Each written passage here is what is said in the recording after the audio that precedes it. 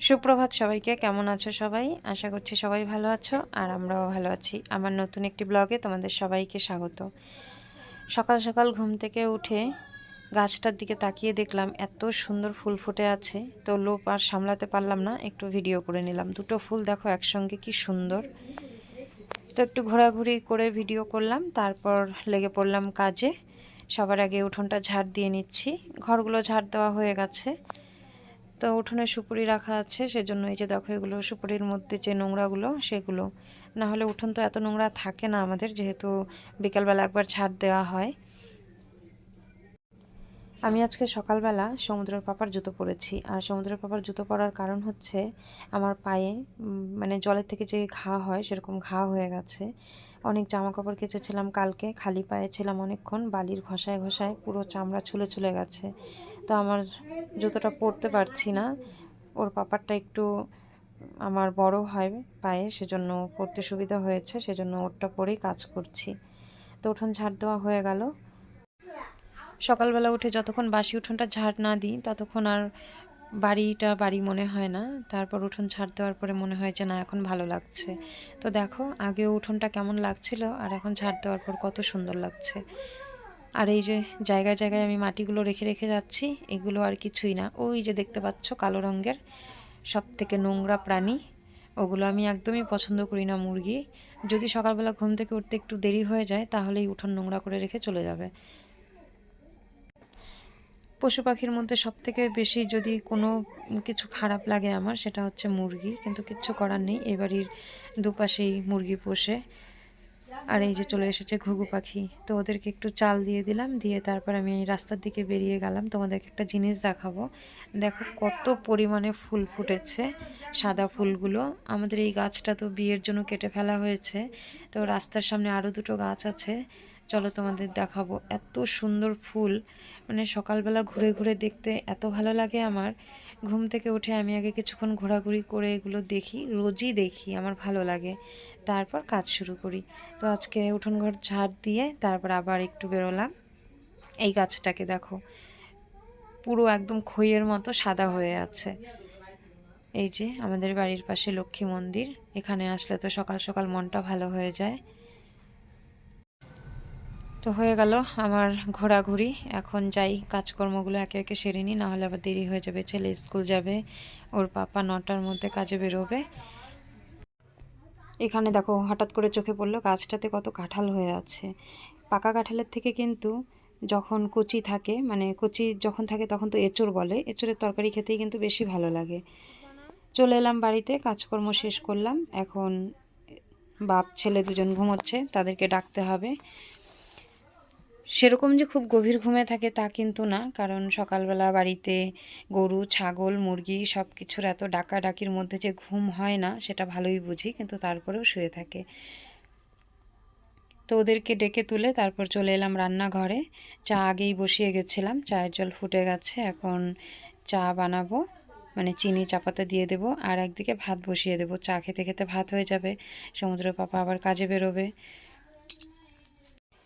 সত্যি কথা বলতে সকালবেলাটা একদম দম ছাড়ারও মনে হয় সময় পাই না, এরকম লাগে আমার। সকাল 6টায় ঘুম থেকে উঠে তারপর বাসি কাজকর্ম সেরে একদিকে রান্না একদিকে চা, তারপর ছেলের বাবাকে কাজে পাঠানো, আবার ছেলেকে স্কুলের জন্য তৈরি করা, টিফিন জল সব গুছিয়ে দেওয়া, বই গোছানো, মানে একার হাতে এসব করে ওঠা ভীষণই কষ্ট হয়ে যায়, তারপরেও একটা নির্দিষ্ট সময়ের মধ্যে। এটা শুধু আমি না, প্রত্যেকটা মায়েদের ক্ষেত্রেই কিন্তু সকালবেলার এই ধকলটা নেওয়া খুবই কঠিন হয়ে পড়ে, বিশেষ করে যারা একা হাতে সংসারের সমস্ত কাজ সামলায়। যাই হোক, নিজেরটা বুঝলেই সকলেরটা বোঝা যায়। ভাতের জল গরম হয়ে গেছে, আর সমুদ্রের পাপা চা খেয়ে এখন বাজারে যাবে, তার প্রস্তুতি নিচ্ছে। আর যে সমুদ্র ঠাম্মি চা খেয়ে সুপারি কাটতে বসে গেছে, বাজার নিয়ে চলেও এলো, আর নিয়ে এসেছে 1 বস্তা আলু। আমাদের বাড়িতে আলুটা খুব বেশি দরকার হয়, কারণ সকালবেলা আমরা রোজ দিনই আলু সেদ্ধ ভাত খাই। অন্যান্য সবজি শাকসবজি যাই রান্না হোক না কেন, কিন্তু আলুটা লাগবেই, মানে আলু সেদ্ধটা লাগবে। তারপর তরকারিতেও আলু, আর সমুদ্র ঠাম্মি, সমুদ্রের পাপা, আমি, সমুদ্রের পিসি সবাই আলু খাই, শুধু সমুদ্র আর ওর দাদু আলুটা কম পছন্দ করে। তো সেজন্য এক বস্তা নিয়ে এসছে, আলুর বস্তাটা ঘরে নিয়ে গেছে, দেখাতে পারলাম না। আর এখানে আছে উচ্ছে না, এটা করলা, তারপর লেবু আছে 4-5টা, আর আছে ডাটা আর মাছ। তো বাজারগুলো এনে এখানে রাখলাম। আর এই যে দেখো আলুর বস্তা, কিন্তু বস্তাটা ভালো হয়নি কারণ ছোট আলুর সংখ্যাটাই বেশি।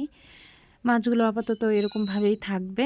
এখন সমুদ্রের পাপাকে করলা ভেজে দেব, ভাত খেয়ে কাজে যাবে। তো দেরি হয়ে যাবে বলে ওকে আগে গোল গোল করে ভেজে কয়েকটা দিয়ে দিলাম। আর এখন এই যে এখানে ঝুরি ঝুরি করে কাটছি, এটা আমাদের সবার জন্য, কারণ এত ঝুরি ঝুরি করে কেটে ধুয়ে ভাজতে গেলে অনেকটা সময় লেগে যাবে, সেজন্য ওকে আগে আলাদা করে ভেজে দিলাম। সকালের সময়টা এরকম মনে হয়, মানে 2 হাতের জায়গায় যদি আরও 4টে হাত থাকতো তাহলে বোধহয় কাজ করে একটু আগাতে পারতাম, এরকমটা মনে হয়।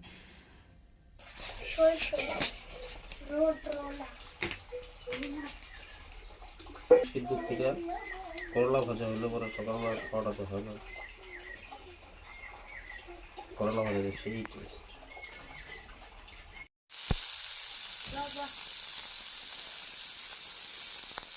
সাইকেলটা এখনো রাখবি না?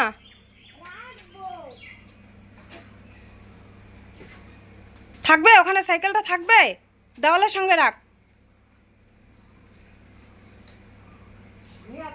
কি তুই তুই করে বলো না, আমার ভালো লাগে না। বিষ পুত্রে যে বলে না আমার ভালোই লাগে। কোনো কিছু ভালো নেই। দাঁড়া, যেদিক দিয়ে যাক তোর স্কুলে পৌঁছানো দিয়ে কথা। ব্যাগটা সামনে দিয়ে দে, ব্যাগটা সামনে দিয়ে দে, ব্যাগটা দিয়ে দে, পারবি না তুই।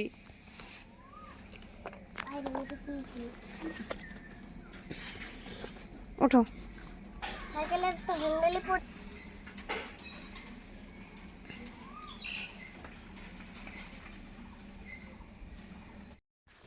সমুদ্রকে স্কুলে পাঠিয়ে দিয়ে তারপর আমি এখন ভাত খেতে বসলাম। আলু সেদ্ধ আছে, করলা ভাজা, আর সঙ্গে আছে আচার। তো এখন খাওয়া দাওয়া শেষ করব, তারপরে দুপুরে রান্নার ব্যবস্থা। আবার তার মাঝে ঘরটর মুছে নিলাম, কিছু জামা কাপড় ছিল সেগুলো কাচলাম। তো বাজার এনেছে, সঙ্গে এনেছে আবার 2টো আম। তো অনেক দিন থেকেই বাড়ির সবাই বলছিল টক ডাল খাওয়ার কথা, তো আজকে টক ডাল রান্না করব। আর রুই মাছের ঝোল, ডালের সঙ্গে কোনো একটা ভাজা হলে একটু ভালো লাগে, সেজন্য এই যে চিপসের আকারে আবার আলু ভেজে নিলাম। ঘড়িতে প্রায় 1:30 বাজে, আর সমুদ্র পাপা সামনেই কাজ করছে, 2টোর মধ্যে খেতে আসবে, সেজন্য খুবই তাড়াহুড়ো করছি। গ্যাসে ডাল বসিয়েছি, ডালটা সেদ্ধ হতে থাকুক। আর উনুনে এই যে তরকারি হচ্ছে, তো তরকারি রান্না হয়ে গেল। আর দুপুরেরটা রাতেরটা আলাদা করে রেখে দিলাম, তাহলে নষ্ট হবে না, যেহেতু ভীষণ গরম পড়েছে। সমস্ত কাজকর্ম শেষ, স্নান করে ঘরে এলাম। ঘরে এসে দেখি ছেলে খাতা খুলে বসে হোমওয়ার্ক করছে। ওর সমস্যাটা হচ্ছে ও রাতেবেলা একদমই পড়তে বসবে না। টিউশন থেকে এসে কিছুক্ষণ খেলবে, তারপর সন্ধ্যাবেলা হাত পা ধুয়ে ঘরের মধ্যে খেলা শুরু করবে, ওর ঠাম্মির সঙ্গে হুড়োহুড়ি করবে, কিন্তু বই নিয়ে বসবে না। সে যত যাই বলি না কেন, যদিও বা একটু বসবে, তবুও টিউশনের হোমওয়ার্কগুলো করবে না। তো এখন এই যে নাকে মুখে লেগেছে, কোনটা ছেড়ে কোনটা করবে। তো আমি বলছি বাকিটা টিউশনে গিয়ে করো, এখন সময় হয়ে গেছে। তো কিছুতেই কথা শুনছে না, ভয়ও পায় আবার যদি মারে। তো ওকে পাঠিয়ে দিয়ে তারপরে এই যে দুপুরের ভাত নিয়ে বসেছি। টক ডাল খুব একটা বেশি পছন্দ করি না, তারপরেও সবাই জোর করলো বলে একটু নিয়েছি, ভালোই লাগলো খেতে। তো চলো, আমার আজকের ভিডিওটা এ পর্যন্তই। সবাই ভালো থেকো, সুস্থ থেকো, দেখা হচ্ছে পরের ভিডিওতে।